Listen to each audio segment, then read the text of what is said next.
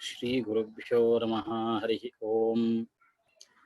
अखंडं सच्चिदानन्दम् अवाङ्मनसगोचरम् आत्मानमखिलाधारम् आश्रये भीष्टसिद्धये। सर्वेभ्यः श्रोतृभ्यो नमः। तत्त्वमसि इति वाक्ये वाक्यार्थः कथम् उत्पद्यते इति जिज्ञासा अस्मिन् ग्रन्थे इदानीं क्रियमाणा अस्ति। अविधया वृत्त्या क्रियते वा अथवा जहल्लक्षणा वृत्त्या वाक्यार्थः उत्पद्यते वा अजहल्लक्षणया वृत्त्या वाक्यार्थः उत्पद्यते वा इति चेत् तत्र ग्रन्थकारः कथमपि एताभिः त्रिभिः वृत्तिभिः शाब्दबोधः उत्पत्तुं न शक्यते इति स्पष्टं प्रतिपादयति। यतः अभिधया वृत्त्या यदि वाक्यार्थः वक्तव्यश्चेत् तर्हि नीलम् उत्पलम् इति वक्तव्यं। तत्र नीलम् उत्पलम् इत्यत्र संसर्गबोधे जनीये न प्रमाणविरोधः कोऽपि दृश्यते।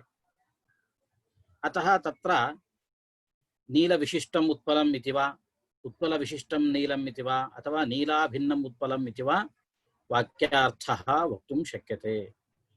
किन्तु अत्र अभिधया वृत्त्या अनयोः तत् त्वं पदयोः यः अर्थः भासते सः अर्थः स्पष्टम् इदानीं प्रमाणविरुद्धः प्रमाणबाधितः इति कृत्वा सः अर्थः अभिधया वृत्त्या वाक्यार्थः नैव भासते। तर्हि लक्षणया वृत्त्या भासतां नाम इति चेत् लक्षणापि द्विविधा अस्ति, जहल्लक्षणा अजहल्लक्षणा चेति। तत्र जहल्लक्षणा वृत्त्या वाक्यार्थः अङ्गीकर्तुं शक्यते वा इति चेत् सोऽपि अङ्गीकर्तुं न शक्यते। कुतः तत्र यः वाच्यार्थः प्रवाहः अस्ति सः सुतरां बाधितः। अतः तत्र प्रवाहः इति मुख्यार्थः यः अस्ति तं परित्यज्य तीर अर्थः लक्षणया अङ्गीक्रियते। किन्तु अत्र तत् त्वम् इति अनयोः पदयोः यः मुख्यार्थः अस्ति तत्र भागे एव विरोधः दृश्यते। परोक्षत्व विशिष्ट अपरोक्षत्व विशिष्ट अर्थात परोक्षत्व अपरोक्षत्व इति अनयोः अंशयोः एव विरोधः, न तु संपूर्णतया विरोधः। कुतः तत्र चैतन्य अंशे विरोधः नास्ति। अतः गंगायां घोषः इतिवत् अत्र लक्षणा जहल्लक्षणा कर्तुं न शक्यते। तर्हि अजहल्लक्षणा क्रियतां शोणोधावति इत्यत्र इव अजहल्लक्षणा क्रियतां नाम इति पुनः प्रश्नः उत्पद्यते। तदर्थम् अपि ग्रन्थकारः उत्तरति।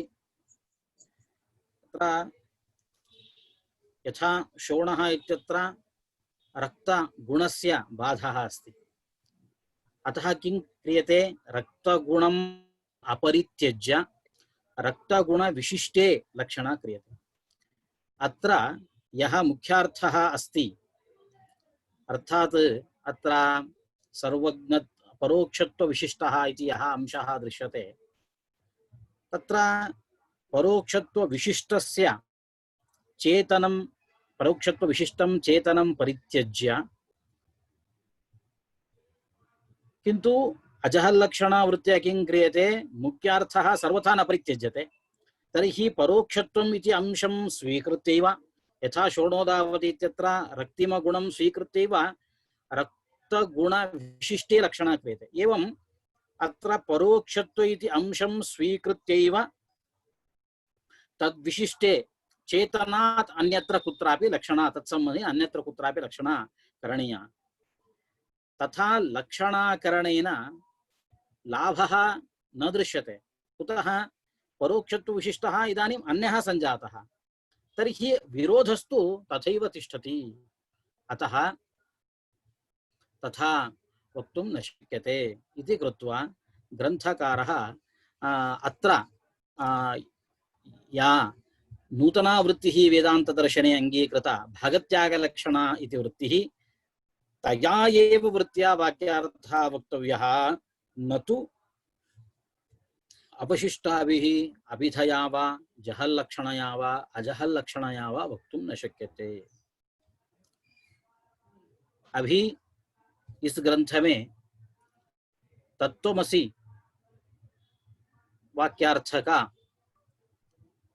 वाक्य का अर्थ अर्थात शाब्दबोध वाक्यार्थ कैसा उत्पन्न होता है, यह विषय प्रस्तुत हुआ है।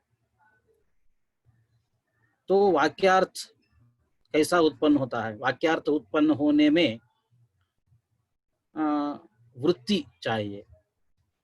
वृत्ति तो अभिधा नामक एक वृत्ति है और दूसरा वृत्ति है लक्षणा। लक्षणा में भी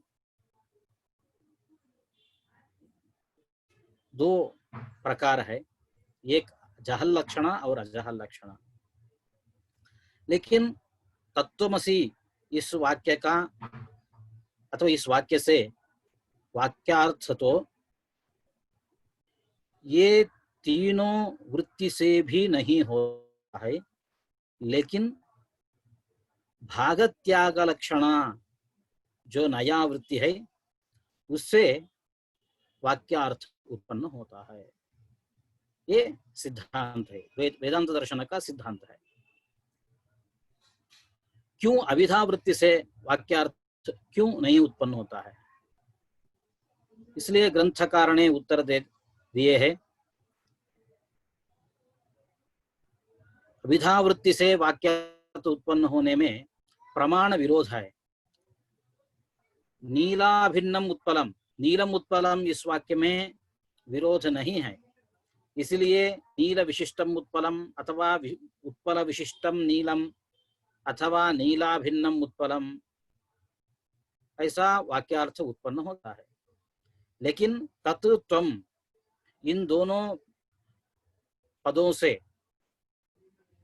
जो वाच्यार्थ है, मुख्यार्थ है, मुख्यार्थ में स्पष्ट तरीके से विरोध है, प्रमाण विरोध है, इसलिए अभिधा वृत्ति से वाक्यार्थ नहीं उत्पन्न होता है। तो जहल लक्षणा वृत्ति से वाक्यार्थ उत्पन्न होता है। क्यों? भागत्याग लक्षणा अंगीकार करना है। गंगायाम घोषः, इधर तो इस वाक्य में गंगा शब्द का जो मुख्यार्थ है वह सर्वथा बाधित है, इसलिए उधर जहल लक्षणा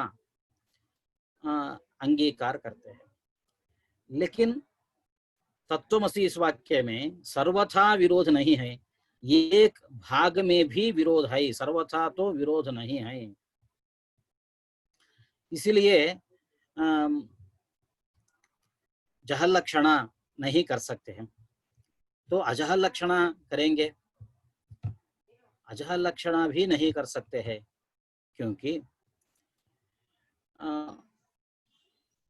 शोणोधावती इस वाक्य में अजहल लक्षणा अंगीकार करते हैं। शोण का अर्थात रक्तिम गुण का गमन विरुद्ध है, इसलिए रक्तिम गुण का परित्याग न करके रक्तिम गुण विशिष्ट पुरुष में अथवा गूढ़े में लक्षणा अंगीकार करते हैं।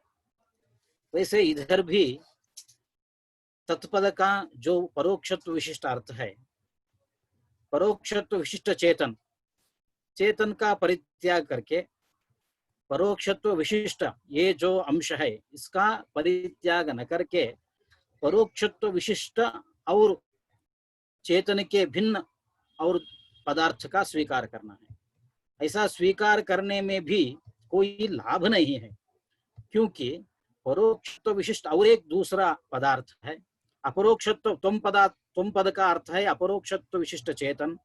इन दोनों में विरोध तो अभी ही आए, इसलिए अजहल लक्षणा करने में भी जो विरोध प्रतीत होता है उसका शमन अब तक नहीं हो गया, इसलिए अजहल लक्षणा भी हम नहीं कर सकते हैं।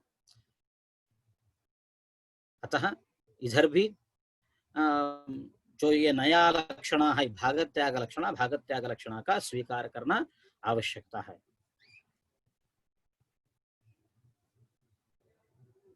अब तक जो प्रसंग हो गया अजहल लक्षणा स्वीकार नहीं करना है, भागत्याग लक्षणा को स्वीकार करना है, तो इसके ऊपर पूर्व पक्षी और एक प्रश्न करता है। उसका प्रश्न और उत्तर इन दोनों भी अभी आगे पंक्ति में है, हम उसको देखेंगे। न च तत्पदं त्वं पदं वा स्वार्थ विरुद्धांश परित्यागेन अंशांतर सहितं त्वं पदार्थं तत्पदार्थं वा लक्षयतु अतः कथं प्रकारांतरेण भागलक्षण अंगीकरणम् इति वाच्यम्।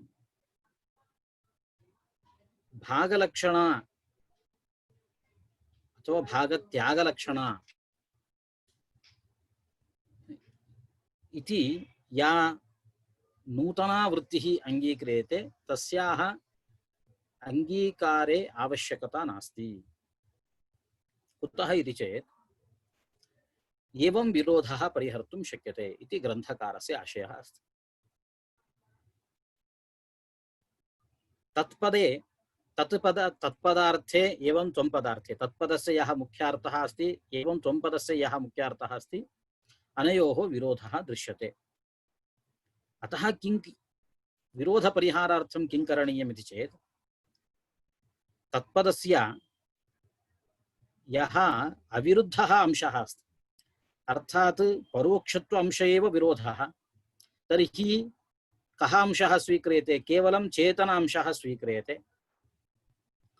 एवञ्च तत्पदस्यैव तत्पदं केवलं चेतनं लक्षणया वृत्त्या बोधयति। न केवलं एतावत् किन्तु तत्पदमेव त्वंपदस्य यः मुख्यार्थः तमपि तत्पदम् एव बोधयति। तर्हि तत्पदं लक्षणया वृत्त्या अविरुद्धम् अंशम् अर्थात् केवलं चेतनम् इत्येव अंशं लक्षणया वृत्त्या बोधयतु। एवमेव तत्पदमेव त्वंपदस्य यः मुख्यार्थः अस्ति अपोक्षत्व विशिष्ट चेतनः इति तमपि अर्थं लक्षणया वृत्त्या तत्पदमेव बोधयतु। एवञ्च तत्पदेनैव केवलं चेतनस्यैव अर्थः लक्षणया वृत्त्या बोध्यते, तत् त्वंपदस्यापि अर्थः लक्षणया वृत्त्या बोध्यते इति कृत्वा केवल चेतनस्य एवं अपरोक्षत्व विशिष्ट चेतनस्य इति अनयोः विरोधः नास्ति। एवं अत्र अजहल लक्षणया वृत्त्या एव अर्थः स्वीकर्तुं शक्यते। यथा विरोधो न भवेत् तादृशः अर्थः स्वीकर्तुं शक्यते। किं भागलक्षणा कुतः अंगीकरणीया इति पूर्वपक्षिणः अपरोपि अत्र प्रश्नः अस्ति। इदानीम् उत्तरं तु ग्रन्थकारेण सदानंद योगीन्द्रेण एवम् उत्तरं दीयते। एकेन पदेन स्वार्थांश पदार्थान्तर उभयलक्षणायाः असंभवात्। एतत्तु कुत्रापि न दृष्टम्। यत्र कुत्रापि दृष्टं चेत् तस्य अनुसरणम् अत्रापि कर्तुं शक्येत, किन्तु एकमेव पदं स्वांशस्यापि प्रतिपादकं सन्निहित पदार्थस्यापि प्रतिपादकं लक्षणया वृत्त्या इति अयमंशः कुत्रापि न दृष्टः। व्याख्याने एवमस्ति। सकृच्छ्रुतस्य पदस्य युगपत् उभयलक्षकत्व असंभवात्। सकृच्छ्रुतं पदं तत्पदम् एकवारम् एव श्रुतम्, एकवारम् एव श्रुतं यत् तत्पदं तत् उभयलक्षकं न भवति। अर्थात् लक्षणया वृत्त्या स्वस्य यः अविरुद्धः अंशः तस्यापि लक्षणया वृत्त्या प्रतिपादकम्, एवं त्वंपदस्य यः मुख्यार्थः अस्ति तस्यापि लक्षणया वृत्त्या प्रतिपादकम् इति एकत्र एकदा उच्चरितं पदम् उभय पदार्थस्य लक्षकं न भवति इति कुत्रापि न दृष्टम् इति एकम् उत्तरम्। अपरञ्च उत्तरम् अस्ति पदान्तरेण तदर्थ प्रतिपत्तो लक्षणया पुनः तत्प्रतीत्यपेक्षा अभावात् च।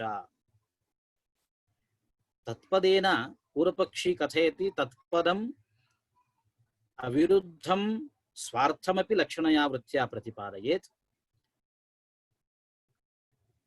एवं त्वंपदस्य यः मुख्यार्थः तमपि लक्षणया वृत्त्या प्रतिपादयेत् इति सः प्रतिपादयन् अस्ति पूर्वपक्षी। यदि त्वंपदस्य यः मुख्यार्थः सः लक्षणया वृत्त्या तत्पदेनैव पूर्वमेव यदि ज्ञायते तर्हि त्वंपदस्य आवश्यकता का अस्ति? किमर्थं त्वंपदं तत्र प्रयुक्तमस्ति? त्वंपदस्य प्रयोगे कोऽपि उपयोगः न भवति, त्वंपदं तत्र व्यर्थं भवति। यतः त्वंपदस्य यर्थः सः लक्षणया वृत्त्या तत्पदेनैव लब्धः, तर्हि त्वंपदस्य आवश्यकता का अस्ति? त्वंपदस्य आवश्यकता नास्ति इति कृत्वा त्वंपदस्य वैयर्थ्यं स्यात्। अपि च सकृत् कारणद्वयं दत्तमस्ति ग्रन्थकारेण। एकं कारणं तु एवमस्ति, तत्र एकत्र उच्चरितम् एकं पदम् एकस्यैव लक्षकं भवेत्, न तु उभयस्य लक्षकं न भवति इति। अपि च यदि त्वंपदेन यः अर्थः लभ्यमानः अस्ति सः इदानीं तत्पदेनैव यदि लभ्येत तर्हि त्वंपदं व्यर्थं भवति इति कारणात्, इति कारणद्वयस्य सद्भावात् तत्र मुख्यार्थः अर्थात् नूतना या वृत्तिः भागलक्षणा वृत्तिः सैव अङ्गीकरणीया इति ग्रन्थकर्तुः आशयः अस्ति। अभी पूर्वपक्षी एवं एक आक्षेप करता है, नया जो लक्षणा भागत्याग लक्षणा वेदांत दर्शन में अंगीकृत है उसको मना करेंगे। तो अभी जो अजहल लक्षणा है, अजहल लक्षणा वृत्ति से ही तत्त्वम इन दोनों पदों में जो विरोध उत्पन्न है, विरोध का शमन हो सकता है। तो कैसा होगा शमन? कैसा होगा? विरोध का शमन तो होना चाहिए, कैसा हो सकता है? पूर्व पक्षी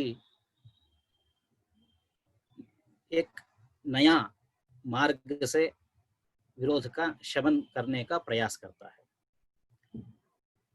तत्पद का लक्षणावृत्ति से, तत्पद का मुख्य अर्थ तो है परोक्षत्व विशिष्ट चेतन, विरोधांश का परित्याग करके अर्थात परोक्षत्व इस अंश को परित्याग करके सिर्फ तत्पद को चेतन अर्थ में लक्षणा करना है, सिर्फ चेतन अर्थ में लक्षणा करना है, और तत्पद को और एक बार भी लक्षणा करना है।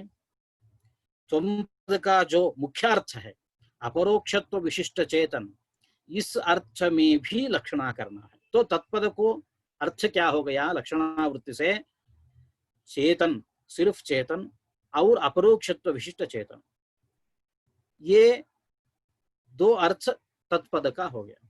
तो सिर्फ चेतन और अपरोक्षत्व विशिष्ट चेतन, इन दोनों में विरोध तो नहीं है। विरोध तो परोक्षत्व विशिष्ट चेतन एवं अपरोक्षत्व विशिष्ट चेतन, इन दो अर्थों में विरोध है, लेकिन सिर्फ चेतन और अपरोक्षत्व विशिष्ट चेतन, इन दोनों में विरोध नहीं है। इसी रीति से हम विरोध का शमन भी कर सकते हैं। नया जो लक्षणा भागत्याग लक्षणा है उसका मना कर देंगे, ऐसा विरोध शमन कर सकते हैं। ये पूर्व पक्षी का आशय है। लेकिन ग्रंथकार ने पूर्व पक्ष का जो आशय है उसको निराकरण करता है। ग्रंथकार ने सदानंद योगींद्र जी ने निराकरण करने के लिए दो कारण दिए। उसमें एक कारण है, एक बार उच्चरित पद का एक बार भी लक्षणा कर सकते हैं। एक बार उच्चरित पद को दो बार लक्षणा करना किधर भी हम नहीं अब तक नहीं देखे। सकृच्छ्रुतस्य पदस्य युगपत उभय लक्षकत्व असंभव। पूर्व पक्षी का आशय है तत्पद को क्या करना है, चेतन में लक्षणा करना है और अपरोक्षत्व विशिष्ट चेतन में भी लक्षणा करना है। तो दो बार एक पद को दो बार लक्षणा करना आवश्यकता है, ये तो विरुद्ध है। और एक कारण भी है, जब चौपद का अर्थ को अपरोक्षत्व विशिष्ट चेतन इस अर्थ को तत्पद भी प्रतिपादन करता है तो चौपद व्यर्थ हो गया। इसलिए त्वंपद का सार्थक्य बचाने के लिए तत्पद को लक्षणा करना है, त्वंपदार्थ में लक्षणा नहीं करना है। इसलिए इधर जो विरोध उत्पन्न है, तत्पद और त्वंपद इन दोनों में जो विरोध उत्पन्न है, विरोध का शमन करने के लिए नया लक्षणा भागत्याग लक्षणा का अंगीकार करना जरूरी है। इसलिए तो अभी तत्त्वमसि इस वाक्य से वाक्यार्थ कैसा उत्पन्न होता है, अभी ग्रंथकार ने स्पष्ट तरीके से प्रतिपादन करता है। अब तक अभिधावृत्ति से लक्षणा नहीं कर सकते हैं और वो अभी अजह लक्षणावृत्ति से जह लक्षणावृत्ति से नहीं कर सकते हैं, तो भागत्याग लक्षणावृत्ति से अभी वाक्यार्थ कैसा उत्पन्न होता है, इस बात को ग्रंथकार ने अभी प्रतिपादित करते हैं आगे पंक्ति में।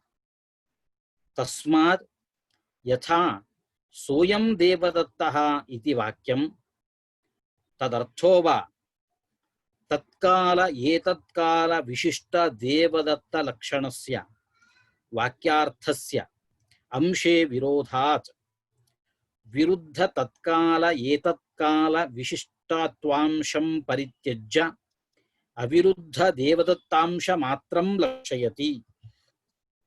तथा तत्त्वमसि इति वाक्यं तदर्थो वा परोक्षत्व अपरोक्षत्वादि विशिष्ट चैतन्यैकत्व लक्षणस्य वाक्यार्थस्य अंशे विरोधात् विरुद्ध परोक्षत्व अपरोक्षत्वादि विशिष्टत्व अंशं परित्यज्य अविरुद्धम् अखंड चैतन्य मात्रं लक्षयति। भागत्याग लक्षणया एतद्वाक्यं कथं प्रतिपादयति इमम् अंशम् इति ग्रन्थकारः अत्र प्रतिपादयन् अस्ति। सोऽयं देवदत्तः इति वाक्यमस्ति। सोऽयं देवदत्तः इति वाक्यं भागत्यागलक्षणया वाक्यार्थं प्रतिपादयति। अत्र सः इत्यस्य तद्देश तत्काल विशिष्टः देवदत्तः इति अर्थः। अयं शब्दस्य एतद्देश एतत्काल विशिष्टः देवदत्तः इत्यर्थः। अत्र अंशे विरोधः अस्ति, देवदत्ते विरोधः नास्ति, किंतु तद्देश तत्काल विशिष्टत्व अंशे एतद्देश एतत्काल विशिष्टत्व अंशे इति अनयोः अंशयोः विरोधः अस्ति। अतः तद्वाक्यं किं करोति, यः विरुद्धः अंशः अस्ति तम् अंशं परित्यज्य केवलम् अविरुद्धः यः अंशः अस्ति देवदत्तः देवदत्तमात्रं प्रतिपादयति भागत्यागलक्षणया। अर्थात सह शब्दस्य यः अर्थः तद्देश तत्काल विशिष्टः देवदत्तः, तत्र एकः भागः त्यज्यते, एकः भागः स्वीक्रियते। तद्देश काल विशिष्टः इति अंशः त्यज्यते, केवलं देवदत्तः स्वीक्रियते। एवम् अयम् इत्यत्र एतद्देश एतत्काल विशिष्टः इति अंशः परित्यज्यते, केवलं देवदत्तः इति अंशः स्वीक्रियते। तर्हि अविरुद्धः यः अंशः देवदत्तः इति तम् इदं वाक्यं प्रतिपादयति। एवमेव अत्र तत् त्वमसि इति वाक्येपि भागत्यागलक्षणया अथवा भागलक्षणया सः परोक्षत्वविशिष्टः चेतनः, त्वम् अपरोक्षत्वविशिष्टः चेतनः। अत्र यः विरुद्धः अंशः अस्ति परोक्षत्वविशिष्टः एवं अपरोक्षत्वविशिष्टः इति, एतौ अंशौ परित्यज्य यत्र विरोधः नास्ति केवलं चेतने तथा च अविरुद्धं चेतनं तत्त्वमसि इति वाक्यं प्रतिपादयति। अतः एव तत् अखण्डार्थप्रतिपादकम् इति उच्यते। अतः एतद्वाक्यम् अखण्डार्थलक्षकं भवति, निर्भिन्न भेदरहितस्य ब्रह्मणः शुद्धचेतनस्य लक्षकं भवति इति रीत्या तत्त्वमसि इति वाक्येन वाक्यार्थः उत्पद्यते इति ग्रन्थकारः प्रतिपादयति। अभी तत्त्वमसि वाक्य से अखंडार्थ का प्रतिपादन कैसा हो सकता है, इस बात को ग्रंथकार ने प्रतिपादन करते हैं। जैसे सोयम देवदत्तः इस वाक्य में सह शब्द का अर्थ है तद्देश तत्काल विशिष्ट देवदत्त, एवं अयम शब्द का अर्थ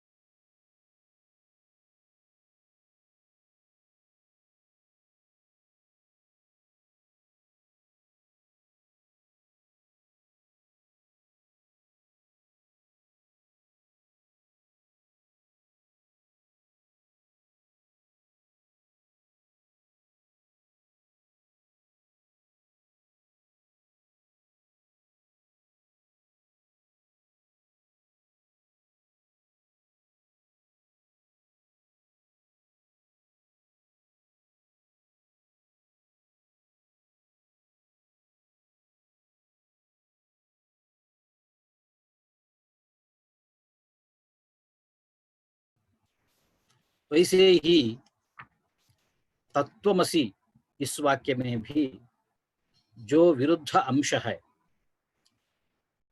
परोक्षत्व विशिष्ट और अपरोक्षत्व विशिष्ट, इस अंश को परित्याग करके केवल चेतन का स्वीकार करना है। स्वीकार करने से तत्त्वमसि वाक्य अखंड चैतन्य का प्रतिपादक होता है।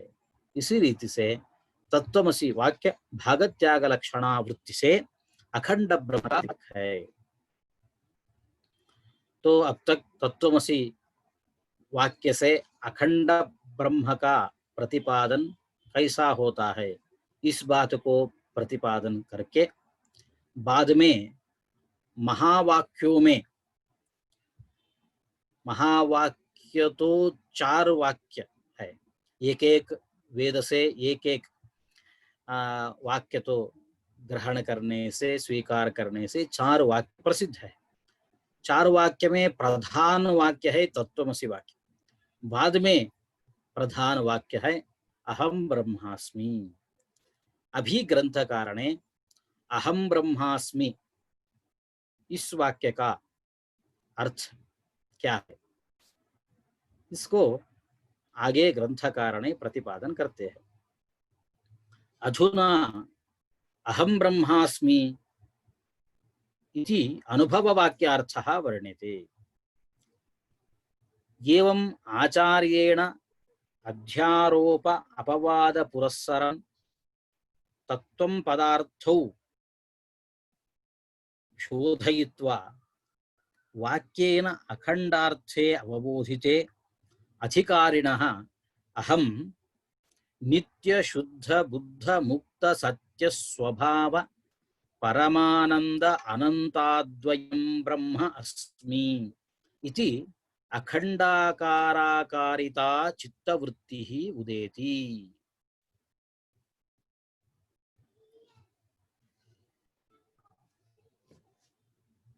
एतावत्पर्यन्तं तत्त्वमसि वाक्येन यः वाक्यार्थः उत्पद्यते, कथं वा उत्पद्यते इति इमम् अंशं ग्रन्थकारः स्पष्टं प्रतिपादयामास।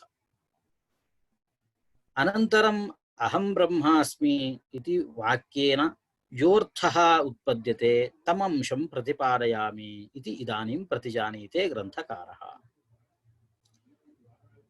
तर्हि एवं यदा गुरुः शिष्यं प्रति बोधयति, आरोप अपवाद न्यायाभ्यां बोधयति, सः जानाति तत्पदस्य कोऽर्थः, त्वं पदस्य कोऽर्थः, तत्त्वमसि वाक्यस्य कोऽर्थः इति सः जानाति।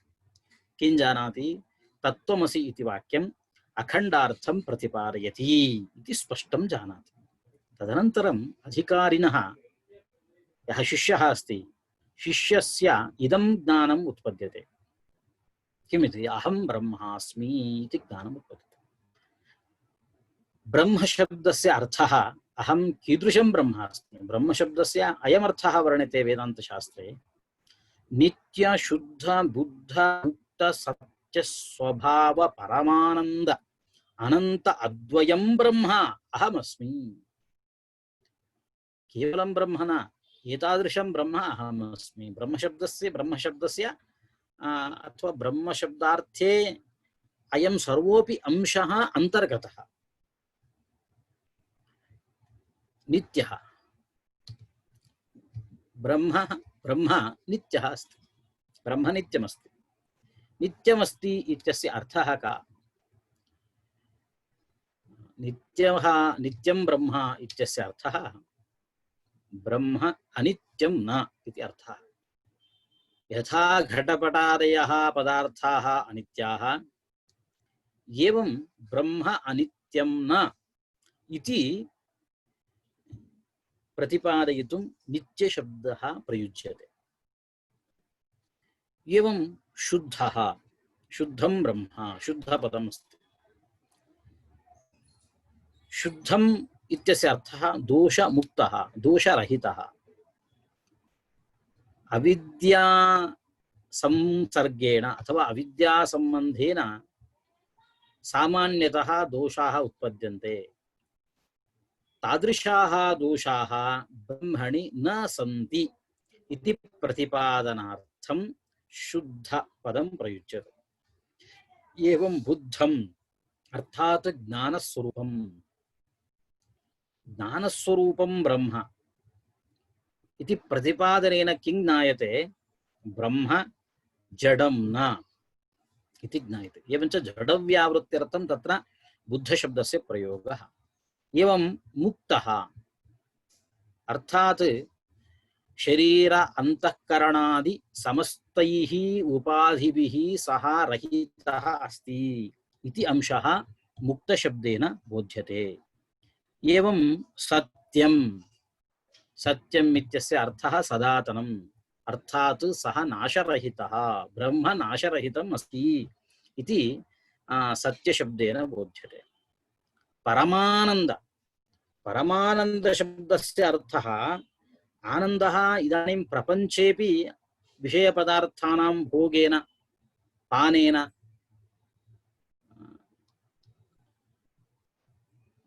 उत्पद्यते, आनंदः उत्पद्यते, किंतु ब्रह्म तादृश आनंद रूपः नास्ति। परमानंदः अर्थात प्रापंचिकः यः आनंदः अस्ति तस्मात् विलक्षण आनंद स्वरूपः ब्रह्म अस्ति।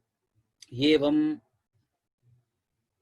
अद्वयम् अथवा अनंतम्, अनंत शब्देन अंत शब्दस्य अयमर्थः परिच्छिन्नः। अयं परिच्छिन्नः नास्ति, देशतः कालतः वस्तुतः अपि परिच्छिन्नं नास्ति ब्रह्म इति अयमंशः अनंत शब्देन प्रतिपाद्यते। एवं अद्वयं ब्रह्म एकमेव ब्रह्म, ब्रह्मणि द्वैविध्यं त्रैविध्यं वा नास्ति इति प्रतिपादनार्थम्, अर्थात ब्रह्म एकमेव इति प्रतिपादनार्थं तत्र अद्वयं शब्दः प्रयुज्यते। तदाच तादृशं ब्रह्म अहमस्मि इति शिष्यस्य अधिकारिणः चित्तवृत्तिः उत्पद्यते। चित्तवृत्तिः नाम मनसः मनोरूपेण मनः ब्रह्माकारं भवति, चित्तवृत्तिः उदेति इत्यर्थः। तादृशं चित्तवृत्तिः ब्रह्माकारं भवति, तादृश ब्रह्माकारं भवति इति अहं ब्रह्मास्मि इति शब्दस्य इति वाक्येन अर्थः उत्पद्यते। अब तक तत्त्वमसि वाक्य से कैसा वाक्यार्थ उत्पन्न होता है, इस बात को स्पष्ट करके आगे ग्रंथकार ने अहम ब्रह्मास्मि इस वाक्य से वाक्यार्थ कैसा उत्पन्न होता है, इस विषय को ग्रंथकार ने आगे प्रतिपादन करते हैं।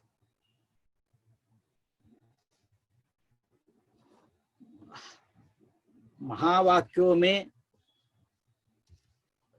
चार एक एक वेद से एक एक वाक्य का स्वीकार करने से चार प्रधान वाक्य हमें मिलते हैं।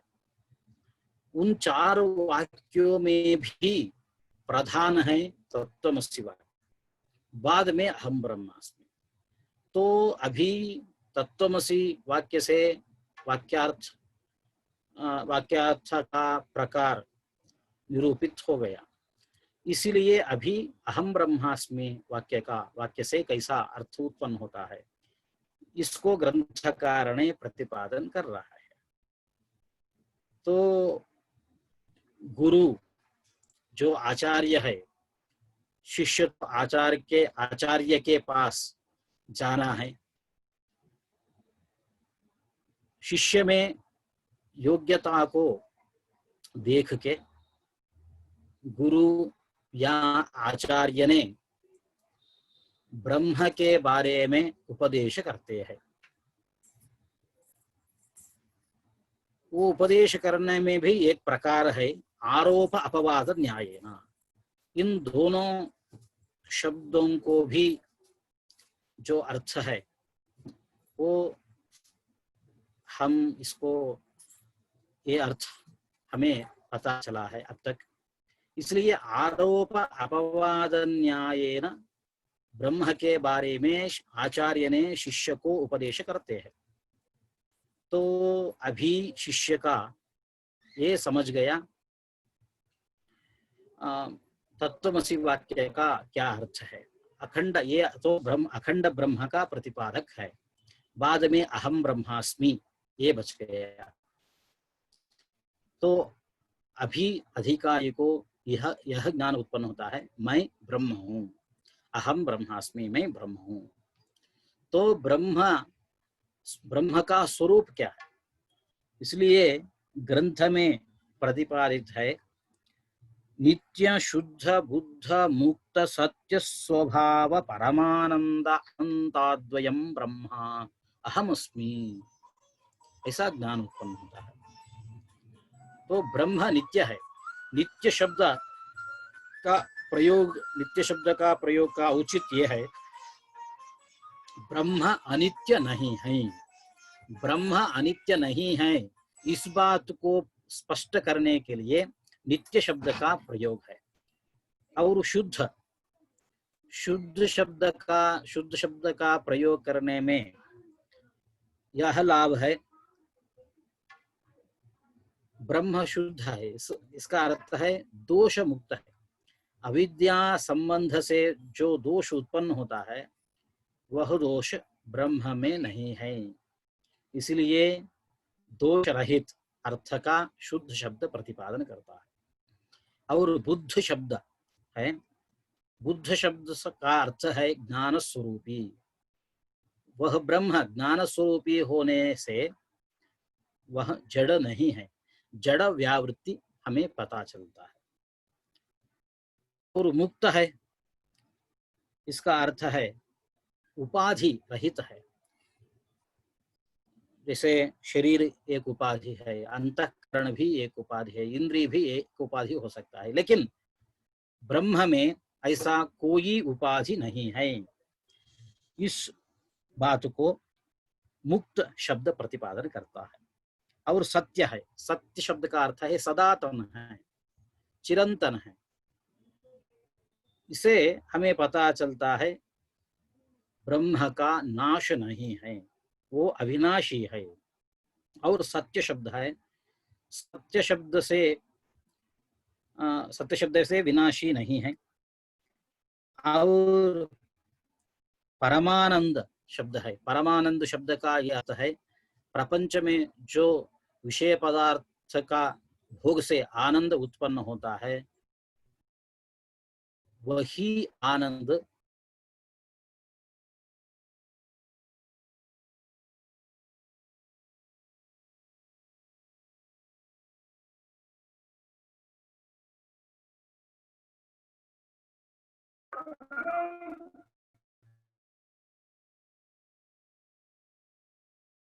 विलक्षण है। इस होते हैं, वस्तुतः परिचिन्न होते हैं, लेकिन ब्रह्म तो अनंत है। इसका अर्थ है वस्तुतः ब्रह्म परिच्छिन्न नहीं है। और अद्वयम शब्द से वह एक ही है, ब्रह्म अनेक नहीं है, इस बात को स्पष्ट करते हैं। तो अधिकारी जो शिष्य है, शिष्य का यह ज्ञान उत्पन्न होता है, मैं इसी तरह का ब्रह्म हूँ, शुद्ध मुक्त परमानंद अनंत अद्वय रूपी ब्रह्म मैं हूँ। ये ज्ञान शिष्य को उत्पन्न होता है। तो एक अखंडाकार कारिता चित्तवृत्ति ही उतेति, अर्थात ये चित्तवृत्ति है। चित्तवृत्ति अखंड ब्रह्म स्वरूप हो जाता है, ऐसा एक चित्तवृत्ति शिष्य को उत्पन्न होता है। बाद में चित्तवृत्ति के बारे में ग्रंथकार ने आगे पंक्ति में प्रतिपादन करते हैं। सातु चित् प्रतिबिंब सहिता सती प्रत्यग अभिन्नम अज्ञातम परम ब्रह्म विषयीकृत्य तद्गत अज्ञानमेव बाधते तदा पटकारण तंतुदाहे पटदाहवत् अखिल कार्य कारणे अज्ञाने बाधिते सति तत्कार्यस्य अखिलस्य बाधितत्वात् तदंतर्भूत अखंडाकाराकारिता चित्तवृत्तिरपि बाधिता भवति।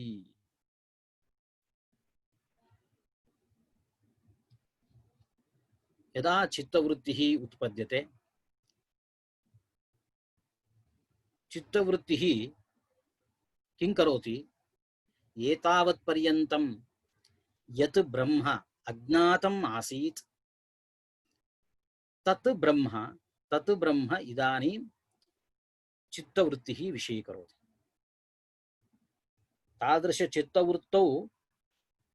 तादृशचित्तवृत्तिः ब्रह्माकारा भवति। तर्हि तत् ब्रह्म प्रत्यग अभिन्नः अस्ति, अर्थात प्रत्यक यहाँ आत्मा चेतनः अस्ति, तदभिन्नः ब्रह्म अस्ति।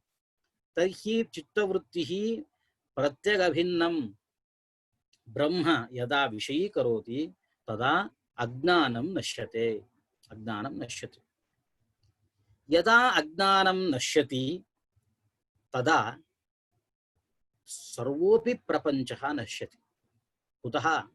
अयं सर्वोऽपि प्रपञ्चः अज्ञानात् उत्पन्नः, अज्ञानस्य कार्यम्।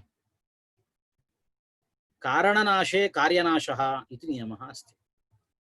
यदा कारणं नश्यति तदा स्वयं कार्यं नश्यत्येव। अत्र एकम् उदाहरणम् अपि ग्रन्थकारः निर्दिशति। पटः कार्यं, तन्तुः कारणम्। यदा कारणं तन्तुः नश्यति तदा कार्यं पटः स्वयमेव नश्यति। एवमेव यदा कारणं कारणीभूतम् अज्ञानं स्वयं नश्यति तदा कार्यं सर्वोऽपि प्रपञ्चः नश्यति। तदनन्तरम् अखण्डाकार आकारिता या चित्तवृत्तिः अस्ति सा चित्तवृत्तिः अपि नष्टा भवति। अस्य कथं नश्यति?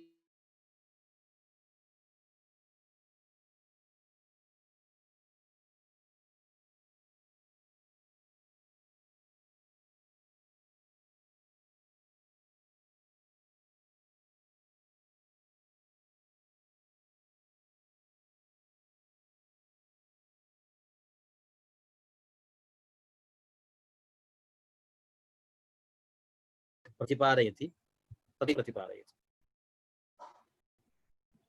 तो अब तक क्या हो गया? अहम ब्रह्मास्मि, मैं अखंड ब्रह्म हूँ, मैं नित्य ब्रह्म हूँ, शुद्ध ब्रह्म हूँ, मुक्त सदानंद परमानंद स्वरूपी ब्रह्म हूँ। यह ज्ञान जब शिष्य को उत्पन्न होता है तब एक चित्तवृत्ति उत्पन्न होता है। ब्रह्माकार का एक चित्तवृत्ति उत्पन्न होता है। ये चित्तवृत्ति से अब तक जो अज्ञात था, ब्रह्म तो अज्ञात था, ब्रह्म का ज्ञान नहीं था, इसलिए जो अज्ञात ब्रह्म था वही ब्रह्म, अज्ञात वही ब्रह्म प्रत्येक अभिन्न है। अर्थात जो भीतर में, शरीर का भीतर में चेतन है, चेतन से अभिन्न है, इसलिए अभिन्न ब्रह्म का ज्ञान उत्पन्न होता है। उस ब्रह्म को चित्तवृत्ति विषय करता है। जब चित्तवृत्ति ब्रह्म को विषय करता है तो पहले अज्ञान नष्ट हो जाता है। जब अज्ञान नष्ट हो जाता है, अज्ञान का कार्य अर्थात ये सारे प्रपंच वह स्वयं नष्ट हो जाता है। क्योंकि एक नियम है, कारण नाशे कार्यनाशः। जब कारण का नाश हो जाता है तब कार्य का नाश हो जाता है। तो अभी कारण, इसे एक दृष्टांत भी है, तंतु और पट, इन दोनों में तंतु कारण है, पट कार्य है। तो तंतु कारण, तंतु नष्ट हो जाता है तो कार्य पट भी नष्ट हो जाता है। वैसे ही सारे प्रपंच का कारण है अज्ञान। जब ब्रह्माकार का चित्तवृत्ति से अज्ञान नष्ट हो जाता है तब खुद सारे प्रपंच कार्य, प्रपंच तो स्वयं नष्ट हो जाता है। बाद में ये चित्तवृत्ति, जब ये चित्तवृत्ति उत्पन्न है, ये चित्तवृत्ति भी ब्रह्म का ज्ञान से स्वयं नष्ट हो जाता है। अभी इधर एक वाक्य है, अज्ञातं परम ब्रह्म, अज्ञातं परम ब्रह्म। इससे, इस वाक्य से ग्रंथकार ने इस बात को स्पष्ट करता है कि ब्रह्म वेदांत शास्त्रों का प्रमेय है। वही प्रमेय हो सकता है जिसका ज्ञान हमें नहीं है। तो अब तक इस ब्रह्म का ज्ञान नहीं था, इसीलिए यह ब्रह्म अज्ञात है। वह वेदांत शास्त्रों का प्रमेय है। तो वेदांत शास्त्रों को जो प्रमेय है, अब तक जो अज्ञात था, उस ब्रह्म का ज्ञान उत्पन्न हो गया। उत्पन्न होने से अज्ञान का नाश होता है, अज्ञान नष्ट हो जाता है। अज्ञान का नाश से अज्ञान का कार्य जो सारे प्रपंच है, सारे प्रपंच भी नष्ट हो जाता है। बाद में जो ब्रह्माकार अखंड वृत्ति है वो भी नष्ट होता है। तो अखंड चित्त वृत्ति, ब्रह्माकाराकारिता जो चित्त वृत्ति है वही नष्ट हो जाता है। चित्त वृत्ति का नाश कैसा हो सकता है? इस प्रश्न को ग्रंथकार ने आगे ग्रंथ में बताते हैं। उन सबको हम आगे कक्षा में देखेंगे। तब तक आप सभी को प्रणाम करता हूँ, आभार व्यक्त करता हूँ। धन्यवाद।